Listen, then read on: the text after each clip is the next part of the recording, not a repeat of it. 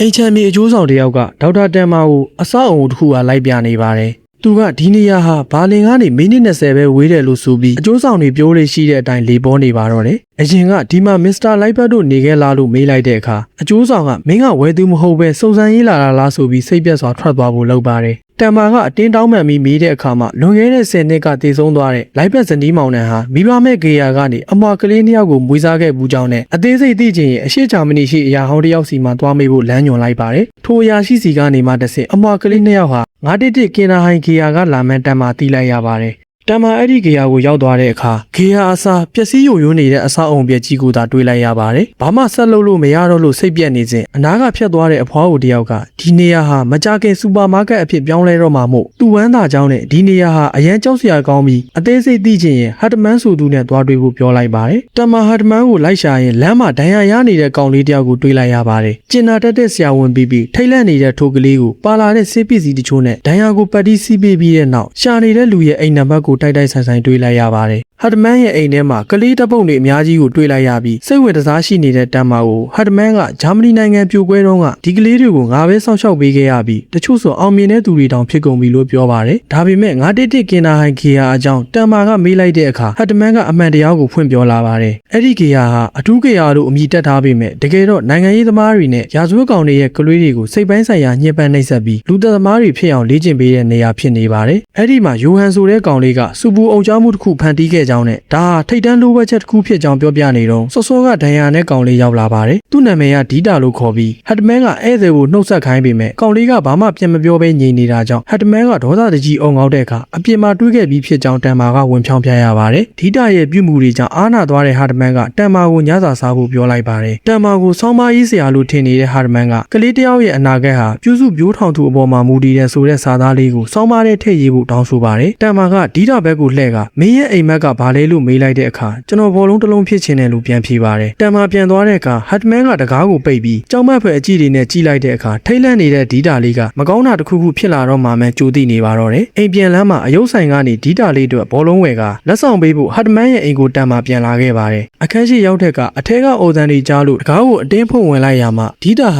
ကျမ်းမြင့်ပေါ်မှာဒဏ်ရာတွေနဲ့လဲလျောင်းနေတာကိုတွေးလိုက်ရပါတယ်ဟတ်မန်ကကလထိုင်ပေါ်ကပြုတ်ကျတာလို့လိန်ပြောပေမဲ့တန်မာကကောင်လေးရဲ့အင်ဂျီကိုချွတ်ကြည့်လိုက်တဲ့အခါတကူလုံးမှာညိုမဲဒဏ်ရာတွေနဲ့နိုင်ရိုးကျိုးတဲ့ဒဏ်ရာတွေကိုတွေးလိုက်ရပါတယ်တန်မာကဒီဒဏ်ရာတွေကဘလို့ဖြစ်တာလဲလို့အတင်းမေးတဲ့အခါဟတ်တမန်ကတန်မာဝရမ်းပြစ်ဖြစ်နေတာကိုသိကြောင်းနဲ့ရဲခေါ်ထားပြီးဖြစ်ကြောင်းချိန်ချောက်ပါတယ်ဒါပေမဲ့တန်မာကဂယုမဆိုင်ပဲပါလာတဲ့တနက်ဖြစ်ချိန်ရွယ်ကကောင်လေးကိုခေါ်ထုတ်သွားပါတယ်ဒီတာကဆေးရုံကိုကြောက်တဲ့အကြောင်းနဲ့ကဘာကြီးကမှောင်မိုက်နေတယ်အနာဂတ်ကလည်းမှောင်နေတယ်လို့ပြောတဲ့အခါတန်မာကဓာရီအကုန်လုံးကအလိညာတွေဖြစ်ကြောင်းနဲ့မင်းတို့မနှက်ပြန်ဟာတာယာလိမ့်မယ်လို့အားပေးရင်ဘောလုံးလေးကိုထုတ်ပြလိုက်ပါတယ်ဆေးရုံကိုရောက်တဲ့အခါအခြားမူကင်းကိစ္စတွေကြောင့်ရဲတွေချေရှုံနေတဲ့အတွက်ကလေးကိုတေချာကျူးဆိုင်ဖို့နတ်စမကိုတတိပေးကရှောင်ထွက်လာလိုက်ပါတယ်ဟာတမန်ပြောခဲ့တဲ့အခြားကေယာအကြောင်းကိုတတိယသွားတာကြောင့်အမွာညီမအန်နာနေခဲ့တဲ့ထိုကေဟာကိုတန်မာရောက်သွားပါတယ်အဲ့ဒီကအမျိုးသမီးကြီးကအန်နာဟာအရန်ချစ်ဖို့ကောင်းတဲ့ကလေးမဖြစ်ပြီးယိုဟန်နဲ့အန်နာဟာနေဆာမှာတယောက်လက်ကိုတယောက်မြင်းမြဲစုပ်ကင်ထားရင်ဖမ်းမိခဲ့တာလို့ပြောပြပါတယ်ပြီးတော့အရှေ့ဂျာမနီရဲ့အစိုးရဟာအဲ့ဒီမိဘမဲ့ကလေးတွေကိုတုံးချပြီးလူသားမျိုးရိုးဗီသားဆိုင်ရာဆက်သွယ်မှုတွေလှုပ်ဆောင်ခဲ့တာဖြစ်ကြောင်း911ကင်နာဟိုင်ဂေယာကငရဲကန်းတစ်ခုဖြစ်ကြောင်းရှင်းပြရင်ဒီစကားတွေကိုကြားလိုက်ရတဲ့တန်မာတယောက်ရှော့ရသွားခဲ့ပါတယ်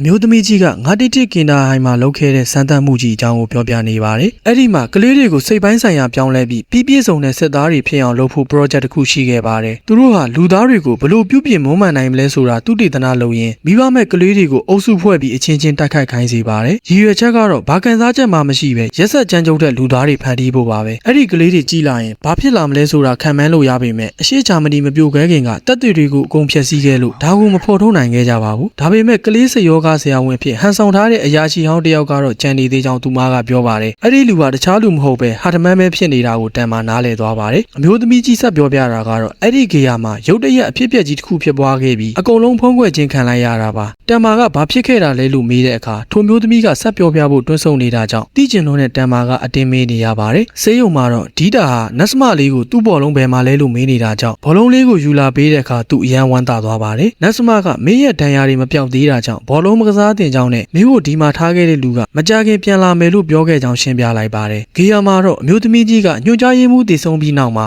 ဆရာဝန်တွေဟာယာရုတဲ့အချင်းချင်းရန်ဖြစ်လာကြသလိုကလေးတွေကြားမှာလည်းရန်ပွဲတွေပိုများလာပြီးထိတ်ရခတ်လာကြောင်းနဲ့အံ့ဩစရာကောင်းလောက်အောင်ယိုဟန်ဆိုတဲ့ကောင်လေးကအဲ့ဒီဂေယာကနေလွတ်မြောက်သွားကြောင်းပြောပါတယ်။တန်မာကအဲ့ဒီမှာဘာဖြစ်ခဲ့လဲလို့အတင်းမေးလိုက်တဲ့အခါကလေးတွေနဲ့ဆရာဝန်တွေအချင်းချင်းတပ်ဖြတ်ပြီးအကုန်သေးကုန်ကြတာလို့ပြောလိုက်တဲ့အတွက်တန်မာမျက်လုံးပြူးသွားလောက်အောင်ထိထိတ်လန့်သွားပါတယ်။တစ်ဖက်မှာလည်းဒီတာကဆေးရုံကနေဆင်းရတော့မယ်ဆိုတော့ဝမ်းသာနေတော့ဟတ်မန်ရောက်လာတာကိုတွေ့ပြီးချက်ချင်းကြောက်စိတ်ဝင်သွားပါတယ်။ဟတ်မန်ကအပြင်သွားလေရအောင်လို့ပြောပြီးခေါ်ထုတ်ဖို့ကြိုးစားတဲ့အခါဒီတာကမလိုက်ချင်မဲ့ရုန်းကန်နေပေမဲ့ဒီတာမင်းကကလေးကောင်းတစ်ယောက်မဟုတ်ဘူးလားဆိုပြီးအကြီးနဲ့ချင်းချောက်လိုက်တာကြောင့်ကြောက်လန့်ပြီးနောက်ကပါသွားရပါတယ်။တန်မာဆေးရုံရောက်တဲ့အခါဒီတာကိုဟတ်မန်ခေါ်သွားမှန်းသိလိုက်ရပြီးသူ့ရဲ့အိမ်ကိုအပြေးလွှာလိုက်သွားရပြန်ပါတယ်။အိမ်မှာဘယ်သူမှမရှိပေမဲ့ဟတ်မန်ရဲ့စာကြီးတိုက်ထဲကမှတ်တမ်းတွဲတွေကိုရှာကြည့်ရမှာလွန်ခဲ့တဲ့စနစ်ကယူဟန်နဲ့အတူဂျန်နရယ်ဟုတ်ဆိုတဲ့သူတွဲရိုက်ထားတဲ့ဓာတ်ပုံကိုတွေ့လိုက်ရတဲ့အခါပုံထဲကလူကယူဟန်ကိုဒီနေရာခေါ်လာတဲ့သူဆိုတာတန်မာသိလိုက်ရပါတယ်။တန်မာဟာပျက်စီးနေတဲ့911ကင်နာဟိုင်ဂေယာဟောင်းစီကိုအမြန်ပြေးထွက်သွားပါတယ်။အဆောက်အုံတဲကဘီးပုံရဲ့ဘေးမှာဒီတာဟာကလထိုင်ပေါ်မှာထိုင်နေပြီးသူ့နောက်မှာတော့ဟတ်မန်ရှိနေပါတယ်။ဒီကလေးကယူဟန်မြင်တာကိုမမြင်နိုင်ဘူး။သူကယူဟန်လိုမဟုတ်ကြောင်းနဲ့လွန်ခဲ့တဲ့စနစ်ကဒီနေရာမှာ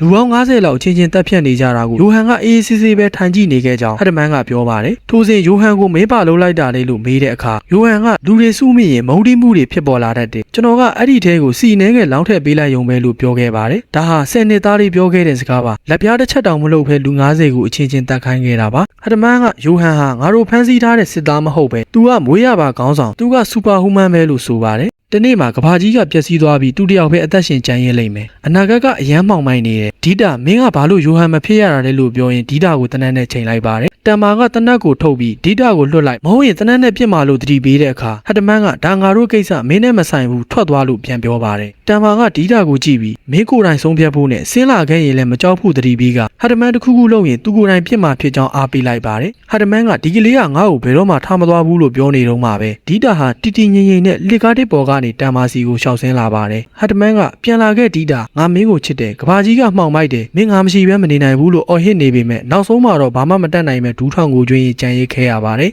တန်မာကဒီတာကိုခေါ်ထုတ်လာပြီးကားဂိတ်မှာလမ်းညွှန်စားဆောင်တစ်ဆောင်ပေးလိုက်ပါတယ်ဒီဘတ်စကားစီးပြီးသွားလိုက်ပါအဲ့ဒီကဂေယာမှာအဲရစ်ဆိုတဲ့အမျိုးသမီးရှိတယ်သူ့ကိုကြည့်ရတာကြောက်စရာကောင်းပေမဲ့စိတ်ကောင်းရှိပါတယ်ငါကဝရမ်းပြေးမှုမင်းနဲ့အတူတူမနေနိုင်ဘူးဘောလုံးကိုလည်းဆက်လေးချင်းဖို့ပြောလိုက်ရင်နှုတ်ဆက်ထွက်ခွာသွားပါတယ်ဒါပေမဲ့ဒီတာကဘောလုံးကိုတန်မာစီကန်ပေးလိုက်ပြီးအတူတူလိုက်ဖို့ဆွလုပ်ပါတယ်တန်မာကဘောလုံးကိုပြန်ကန်ပေးပြီးငါနဲ့လိုက်လို့မဖြစ်ဘူးလို့ပြောပေမဲ့ဒီတာကတော့မရရအောင်လိုက်ဖို့ဆုံးဖြတ်ထားပါတယ်ဒီလိုနဲ့ပဲယိုဟန်ရဲ့ကြောက်စရာကောင်းတဲ့မာယာတွေနဲ့အတိတ်ကဇာတ်ကြောင်းတွေပေါ်ထွက်လာရင်ဒီပိုင်းလေးကပြီးဆုံးသွားပါတော့တယ်ဒါကတော့2004ခုနှစ်မှာထွက်ရှိခဲ့တဲ့ Monster Anime ရုပ်ရှင်ရဲ့အပိုင်း7နဲ့7ဖြစ်ပါတယ်။ Channel ပိုင်းတွေကိုဆက်လက်တင်ဆက်ပေးသွားမှာဖြစ်လို့ Channel လေးကို Like and Subscribe လေးလုပ်သွားပေးခဲ့ကြပါဦးဗျ။ကြည့်ရှုအားပေးတဲ့တယောက်ချင်းစီတိုင်းကိုကျေးဇူးအများကြီးတင်ပါတယ်။အားလုံးပဲနောက်ထပ်ဗီဒီယိုမှာပြန်တွေ့ကြတာပေါ့ဗျာ။